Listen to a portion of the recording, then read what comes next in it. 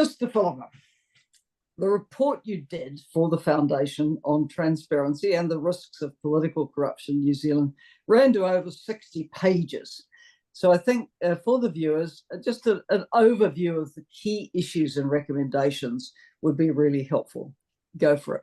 Sure, thank you, Helen.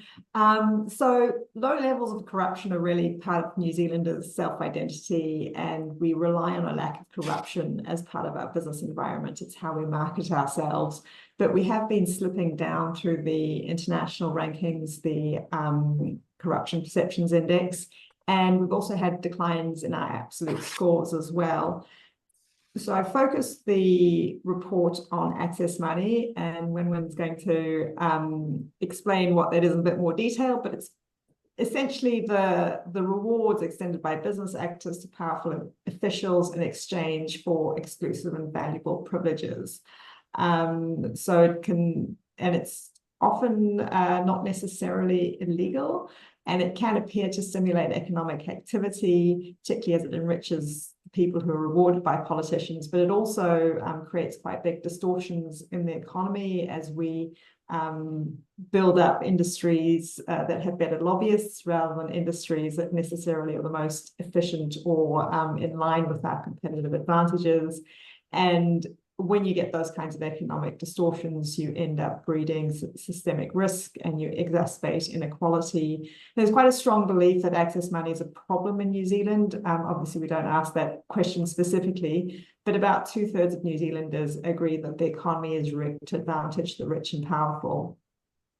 And the issue with this perception of increased levels of corruption is that it undermines trust in our institutions.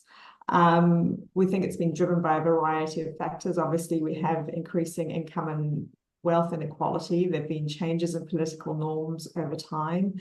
Much of New Zealand's, or quite a lot of New Zealand's sort of anti-corruption measures actually rely on social norms and sort of soft law things like the cabinet manual rather than hard laws that, you know, lay out clear dividing lines and have penalties as well. There's definitely a perception that vested interests have a strong influence in political decision-making, and there's a lack of transparency around things like lobbying and political donations. And there are some real risks if the erosion of trust continues. It's the kind of thing that paves the way for authoritarian leaders to come in. You'll see many authoritarian leaders rely on rhetoric of being against corruption. So, you know, in the US, there's the whole kind of drain the swamp rhetoric. Putin himself has sort of run on a kind of anti-corruption platform, and many people in Russia sort of think that the problem with corruption is that the local officials are corrupt, and if only their leader knew, you know, things would be different. So, you know, and obviously it's much easier to maintain trust and to strengthen institutions than it is to try and claw back that trust once it's been lost. So we've focused on 5 domains where we think central government can make a difference. Well, both where there's a big issue and where central government can make a difference. The first one's lobbying. And I should disclose here that I do unpaid lobbying activity on gun control issues.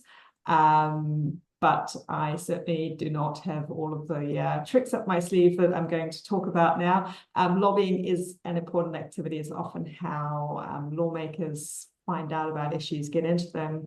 But New Zealand has had a massive increase in the number of professional lobbyists, and we're quite unusual amongst our comparator countries in having almost no regulation of that professional lobbying. The OECD in particular is quite concerned about this and think that it has been creating distortions in our economy. There's certainly concerns that particular groups have undue influence on public policy to detriment to the public good.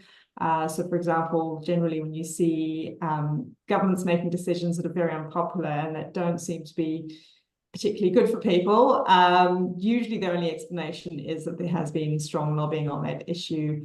A lot of lobbyists have access to decision makers that ordinary people don't enjoy. And there's also a very big revolving door between senior government roles, ministerial advisory roles, and lobbying. So somebody will be working in the beehive 1 week, and then, you know, they'll have quit, and next day or, you know, next week they're showing up lobbying their old colleagues.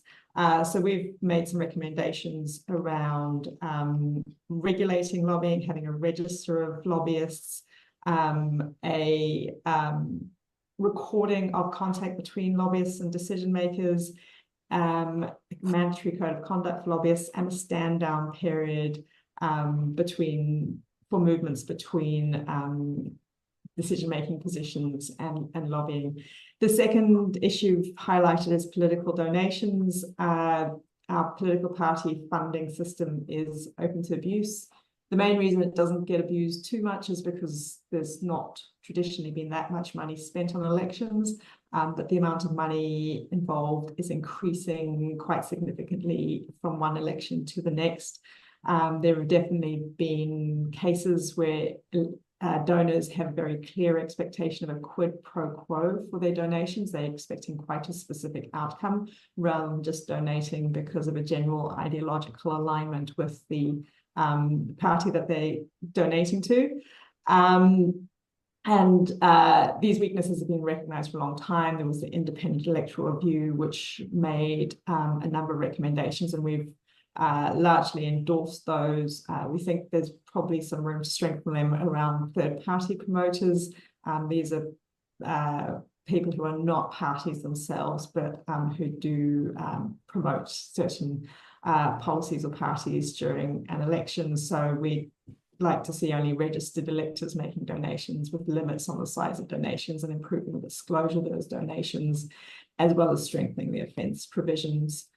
And the third issue we looked at was the Official Information Act, which is the legislation that allows people to access information generated by the government. It's a very important source of information about lobbying activity. So most of what we know about how lobbyists operate has come from the Official Information Act rather than other kinds of disclosures. But over time, it's working less well because it's become politicized.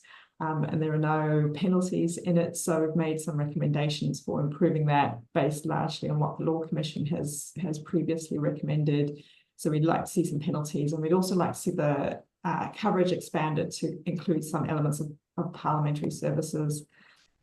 And then the fourth area covered was foreign bribery. So New Zealand has very strong protections against domestic bribery, but quite weak measures to stop New Zealand companies from engaging in bribery overseas. The OECD have been trying for years to get us to change our laws that New Zealand companies that are engaging in bribery overseas, particularly speed money bribery, face consequences back home. This is a measure to stop the supply of bribery. And we think those changes can be fairly easily made. And the last area that we've recommended changes is around beneficial ownership. So beneficial owner of a corporate entity is the natural person, the human being who ultimately owns, exercises control over that corporate entity.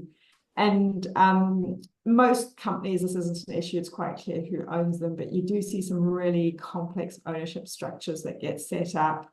And they're usually not set up for very benign reasons. So they can be set up for tax avoidance reasons, money laundering, facilitating the payment of bribes, or hiding the identity of political donors, or hiding lobbying activity. A number of international bodies have recommended that we establish a registry of beneficial ownership. And we think this is important, and that we should also consider how this would cover trusts. This is sort of it's not the most, it's quite a technical area, not necessarily the most exciting, but it kind of underpins and helps reinforce some of the other recommendations made in the report. And so 5 areas, we'll get into some of those a bit more. But I think the thing I want to emphasize is that too frequently in New Zealand, we have this, she'll be right, shrug our shoulders, it's all fine, until there's actually a crisis. And then everyone scrambles madly to kind of, shut the stable door after the horse has bolted. But the crises are often foreseeable. We know about the weaknesses in our laws and institutions. crises are also really costly. They damage people's lives, and sometimes, you know, the damage just can't be repaired. So instead of waiting for a major crisis, what we're proposing here is to, you know, forestall that, do things now, so that we reduce the risks and perceptions of corruption. That's the summary. So thank you, Helen.